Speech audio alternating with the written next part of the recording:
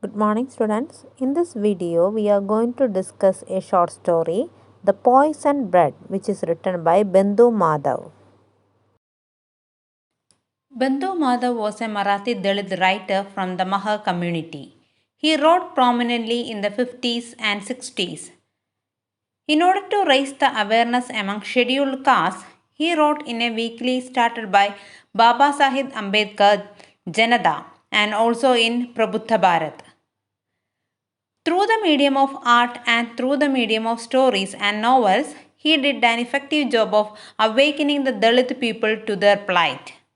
Let's see an introduction about the chapter The Poisoned Bread. The story was published as part of an anthology of Dalit literature entitled Poisoned Bread. The book was edited by Arjun Dangale, one of the major Dalit writers, and the book comprised poems, short stories, and essay written by prominent authors. This publication led to a new wave of writings that started in Marathi and later spread to other languages to eventually influence the whole of India. The new literature was created out of the miseries of the oppressed. This literature of protest motivated a large number of Dalit young men and women who wanted to change the system. Let's see the summary of the chapter.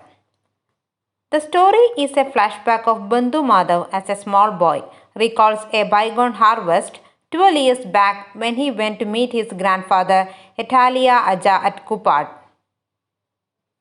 The author and his grandfather Italia went to Bapu Patil's, the landowner's house, to see if they could get jobs like winnowing and spreading out the corn. He also hoped to get a slightly larger share of corn as his grandson is also with him. Bapu Patil was standing at the threshing floor and he humiliated Italia for coming early in the morning. When Bapu Patil humiliated him, grandfather did not respond and did not show any reaction. Instead, he meekly and with utmost respect told Bapu Patil that he was his slave and came to him for a job, hearing about threshing operation. Grandfather concluded that he was Patil's begging mahar and was proud to be one. Bapu Patil complained that the mahar were no longer the way they were in the good old days, begging for their share of corn. They had become Harijans and had even started claiming equality, eating and drinking with everyone else at the hotels in cities. According to Patil, Chandrabhaga river dried up because the Mahars and monks profaned religion and abandoned caste, which caused the rain god to get enraged. They defied Lord Vithoba of Pandharpur and this had led to the drying up of Chandrabhaga river. Madhava could not stand the humiliating comments made by Bapu Patil. Madhava retaliated by asking Patil why he accused them of forgetting religion, abandoning their caste and polluting God. He questioned Patil by asking whether they were not all made of the same flesh and blood. Weren't they also born after 9 months in their mother's womb? Bandhu Madhav wanted to know what Patil meant when he said that they had forgotten religion, abandoned their caste, and polluted their faith. He asked him that, is there any difference between them basically? He asked him if a religion could not tolerate a human being, then what was the use of such a religion? Madhava also asked why, if their mere touch polluted the gods, then why were they created at all?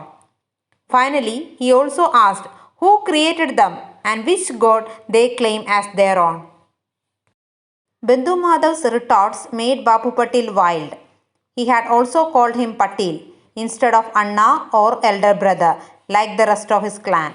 He then questioned Italia if there was no difference between them and if so, then why was he still begging for his share of corn? The worst part is that the Mahar had answered back. Violent anger thus have shook Bapu Patil. Italia asked Babu Patil not to take his grandson seriously as he was just a child. He hadn't seen enough of the world and didn't know how to speak to elders and thus was not to be taken seriously. Grandfather also said that since Patil was his bread giver, they found it a privilege to beg for corn. Bapu Patil reminded Italia of Chokamela, who was not let into the temple of Vithoba of Pandharpur. He was kept at the foot of the temple as a reminder of his low caste despite all his achievements. Babu Patil asked Italia and Madhava to finish the job before he returned from breakfast. The bullocks were to be taken out for winnowing in the evening. He also told them to hurry up and work hard if they want the share of corn. Italia and Madhava yoked themselves together and began to do the work at hand. Italia told Madhava that he would go to Gyanpa Patil's threshing floor to fetch a tripod and a few measures of corn, and he went there leaving Madhava alone. Madhava did the work alone, but Italia didn't return and it made Madhava worried. He thought about Babu Patil turning up and finding up the job unfinished. Since he had already roused his anger, Madhava would be easy prey. Babu Patil returned with Tuka Magdum and saw the absence of Italia and found the job unfinished. Tuka Magdum added fuel to the fire by telling the enraged Babu Patil that the Mahars were a lousy lot. They could never be found at their work. The good-for-nothing fellows only knew to while away their time. Madhava asked Babu Patil why he abused his grandfather. The man will be there soon. Italia came to the place at the right time, running wild, and begged his pardon for what he did. Babu Patil denied Italia and Madhava their wages or share of corn at the end of the day, because according to him, grandfather had been lazy and had not done any work. Also, he argued that Madhava had only been shuffling the weeds. The real reason was, of course, that the Madhava had dared to argue with Patil. As Italia and Madhava were leaving the threshing floor, Italia noticed stale, rancid pieces of bread that lay scattered on the ground in front of the oxen. Flies were swarming over the crumbs, which had turned green and foul. They were smeared with dung and urine, and the oxen seemed to have refused to eat them, and Italia collected them. They had got them as a reward for working all day long. Madhava asked if they were better than cats and dogs, as they had just got a good exchange. All that needed to be done was to have a few crumbs thrown at them and they would be happy. Madhava felt that there was no need for it to go on. The hereditary land right had trapped them, and he questioned how they could dream of doing a business independently since they had been fed all their lives on the charity of others. What achievement could they boast of, since all that could come from beginning is more begging? Madhava told Italia that they should stop begging under the pretext that they were getting their rightful share of corn. He also felt that they should free themselves from the land bondage and learn to live independently with a sense of pride. When grandfather threw the crumbs at the dogs, grandmother came rushing out asking if they had gone mad. She asked him if they gave their food to the dogs, what would they all eat? She collected the pieces thrown at the dogs and cleaned the mud of them. The reaction of the grandmother was understandable considering they had nothing else to eat. Grandfather was writhing in pain the next morning because he had been poisoned by the stale bread crumbs they had eaten the previous night.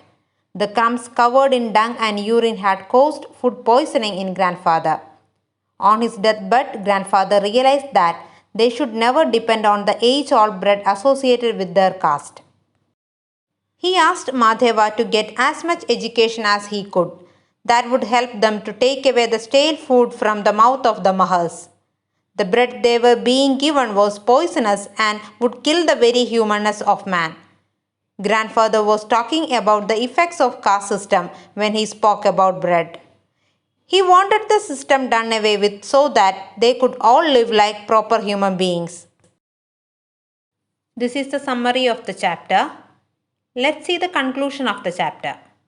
The story, The Poisoned Bread, points out the situation of Dalits without land and livelihood. This issue needs to be addressed to help the Dalits emerge from the situation and experience to equality, freedom and development. Through the questions the narrator asks in the lesson, Bendhu Madhav questions the treatment of the Dalit in India and asks for their uplift. This is all about the chapter The Poisoned Bread. Thank you.